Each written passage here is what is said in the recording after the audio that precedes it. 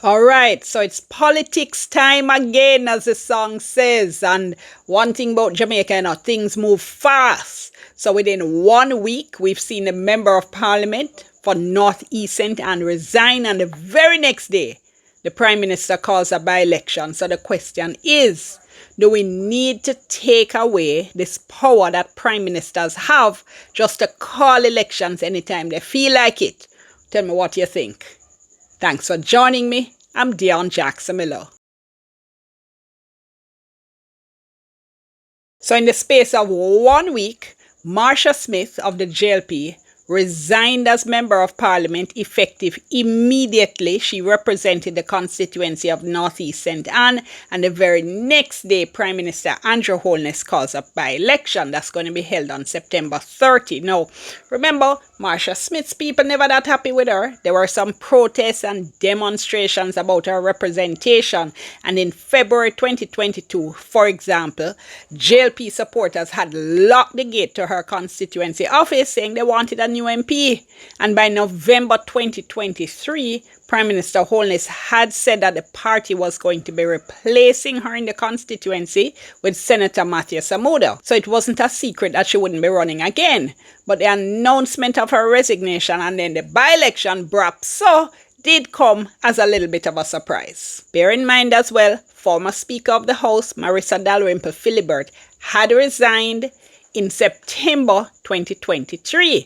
There hasn't been a by-election in that constituency. Now, Prime Minister Andrew Holness said that North East St. Anne is not being singled out. He said they're at the stage where they're now ready to do all the by-elections, and he says all of them will be done. He said it's just that this one is going to be done first. Well, I would argue that clearly North East St. Anne is being singled out, because otherwise, why would you not do them in chronological order? In other words, why wouldn't you have the by-election first for the seat that has been unrepresented for the longest period of time? Because even though he says the by-elections are coming up, we haven't even got a date for that South Trelawney by-election yet. And also, when Nigel Clark resigns as finance minister, that's going to be coming up at the end of September as well, and moving on to a big job at the International Monetary Fund, the IMF, his seat is also going to become vacant. I had talked about Nigel Clark and this new job and the implications of it in a video I'd done. I'll link it at the end of this particular video so you can check that out if you haven't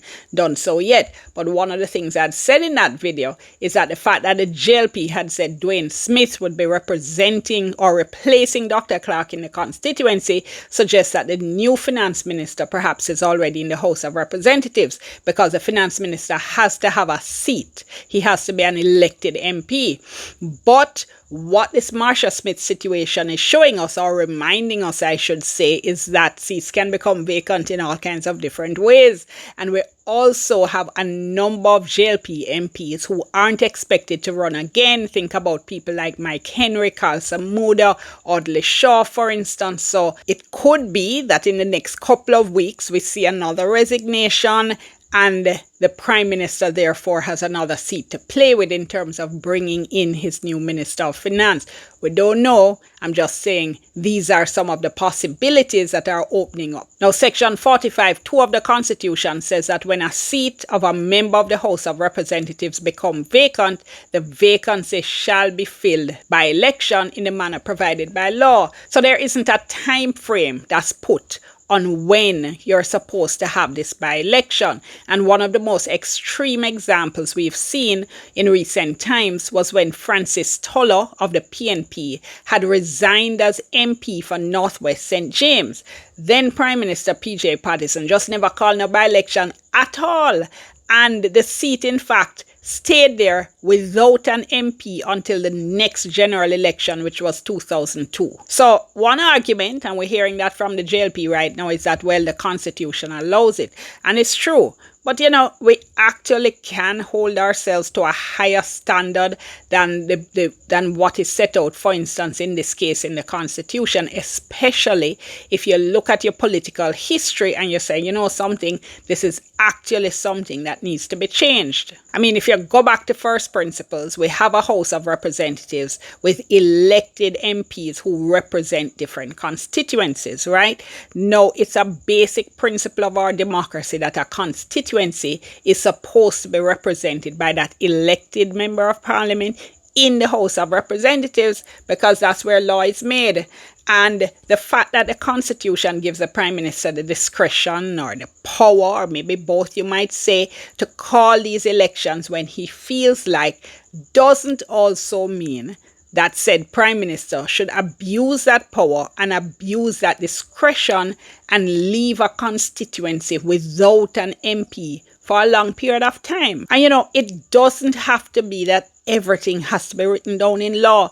We can develop practices or conventions, as they call them. So we could, for instance, have a convention that says whenever a seat becomes vacant, barring some major, calamity or problem, that a by-election is held within 3 months. But when prime ministers, as we've seen them do, use the letter of the law to essentially violate those democratic principles, then we do have to talk about constitutional reform. So we do have to talk about just putting things down in black and white. The funny thing is, in relation to local government elections, right, the law was changed to say that if a seat within a division becomes vacant, then there should be a by-election within 3 months, unless a local government election is due within a year. Former Deputy Mayor of Montego Bay, Ron Washi Bryan, died on May 1, 2024, so a by-election should have been held within 3 months. I should say I actually went to school with Washi,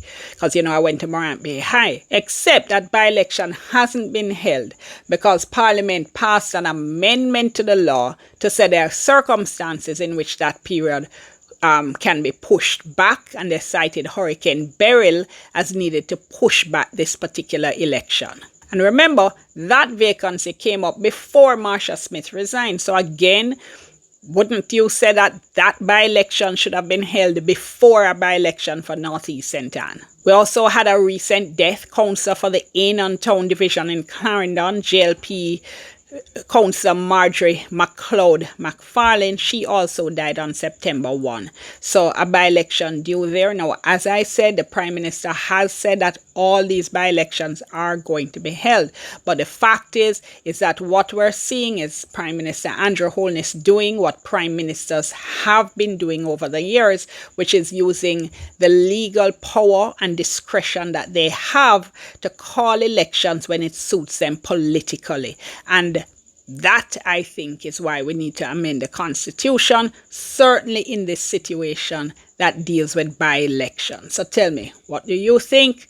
Do you think it's too much power here in the hands of a Prime Minister? Do you think it's something we need to change, or are you fine with it as it is? Tell me in the comments below now. Let's keep the conversation going. Thank you so much for joining me. See you next time. I'm Dion.